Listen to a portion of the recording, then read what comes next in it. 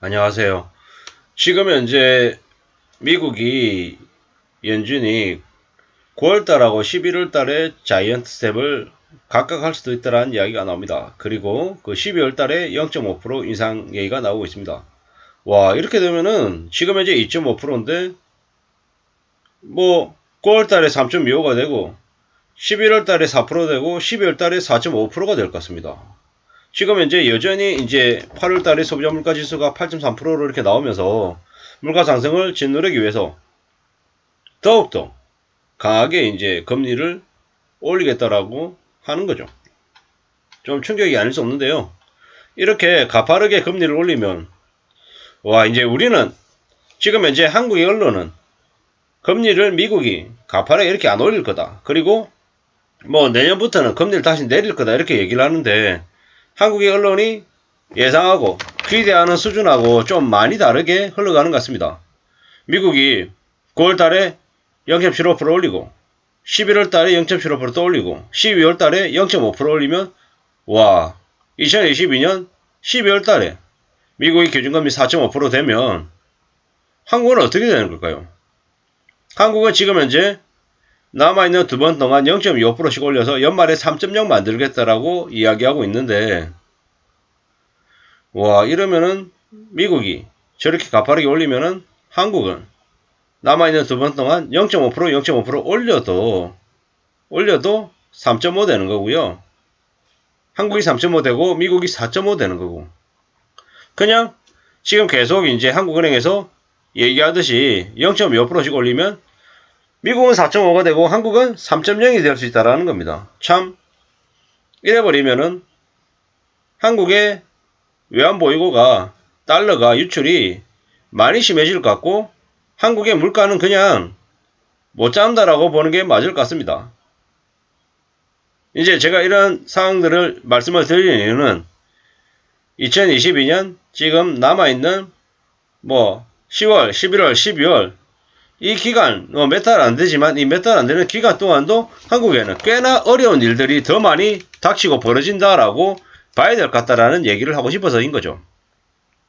이렇게 되면 금리가 이렇게 미국이 가파르게 올리게 되면은 한국의 물가, 한국의 수입 물가 이런 것들은 통제된다라고 보기는 어렵습니다.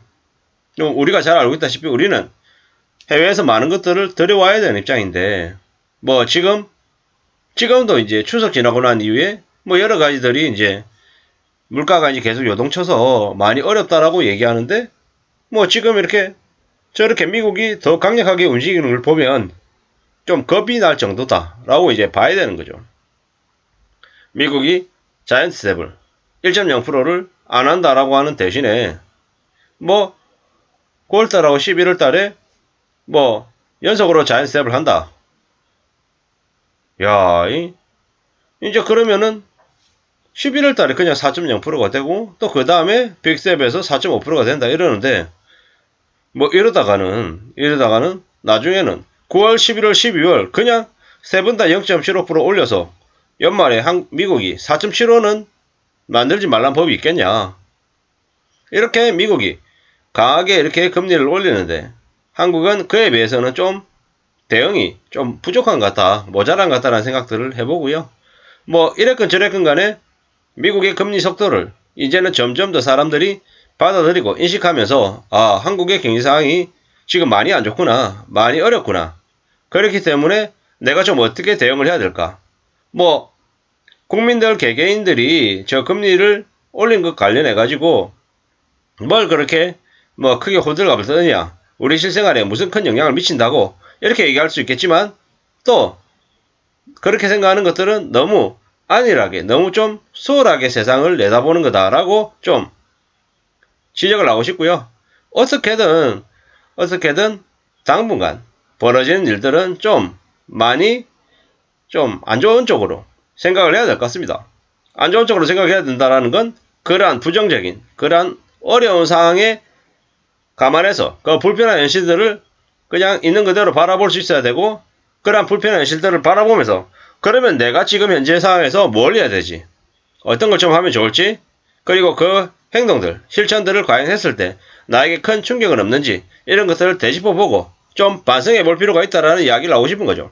뭐 그러면 돌고 돌아서 우리는 이웃나라 일본의 사정들을 다시 한번 들여다보게 되고, 또 1997년, 98년 있었던 그 당시 사람들이 어떻게 그 힘들고 어려운 현실들을 극복했는지, 헤쳐나왔는지 과거의 사실들을 좀 되돌아볼 필요가 있다는 거죠. 왜냐? 우리는 보통 역사를 배웁니다. 역사를 배우는 이유는 똑같은 일이 발생됐을 때 그 일에서 어떻게 대응할지에 대한 그런 나름의 대응책을, 조언들을 얻기 위함이죠. 경제적인 상황 또한 마찬가지라고 봅니다. 과거에 일어났던 일들, 그 과거의 사례들을 통해서 우리는 좀 더 현명하고 지혜로운 모습들을 추구해야 된다는 말씀을 드립니다. 1980년 폴보크 시절 미국이 금리를 대폭 올린 이유, 그러한 금리 인상 횟수가 7번인가 8번인가 있었잖아요.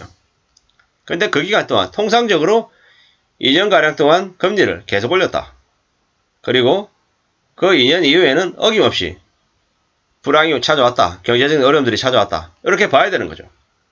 미국은 자기들이 금리를 가파르게 올리고 미국의 상황들이 매우 어려워지지만 빨리 그러한 것들을 또 극복하고 다시 새로운 상승 가도를 달렸다라는 거죠. 그러는 사이에 다른 나라들은 많은 어려움을 겪었다라고 보는 게 맞겠습니다. 이번에는 어떻습니까? 유럽이 어려워질 것이고, 남아시아가 어려워질 것이고, 또 중국과 한국과 일본과 많은 나라들이 아마 그 어려움의 소용돌이로 빠져들어갈 것 같다라고 봐야 됩니다. 그리고 그 중에서 한국이 좀 더 힘겨운 처지에 내몰릴 것 같다라는 거죠. 일본은 이미 한번 겪었기 때문에 상대적으로 좀 그 충격에 대한 공포가 덜할 것이고, 그러한 충격들을 또 감내할 수 있는 나름의 내공이 있는 거다라고 봐야 되는 거죠. 중국 나름의 또 많은 그 내성들, 많은 저력들을 가지고 있기 때문에 또 견뎌낼 수 있는 힘들이 한국에 비해서는 좀 낫지 않나라고 저는 개인적으로 생각해 봅니다.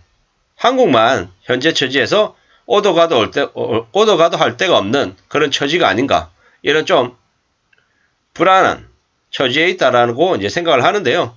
어떤 식으로든 좀 우리의 삶을 지켜나가기 위한 대응책은 필요하다. 그 대응책을 갖기 위해서는 더욱더 강해져야 된다. 삶을 좀 더 심각하게 내다보고 그 삶을 대비할 각오를 해야 된다. 이런 말씀을 좀 드리고 싶은 거죠. 미국이 금리를 가파르게 올리고 난 이후에 또 나중에 인하시킬 거다. 이런 기대 같은 것들은 안 하는 게 좋다. 이러한 힘들고 어려운 처지가 최소 4, 5년을 간다라고 보고 그 4, 5년을 어떻게 견디고 어떻게 좀 대처할지를 고민하는 게 훨씬 더 낫겠다라는 말씀을 드리면서 마칠까 합니다. 감사합니다.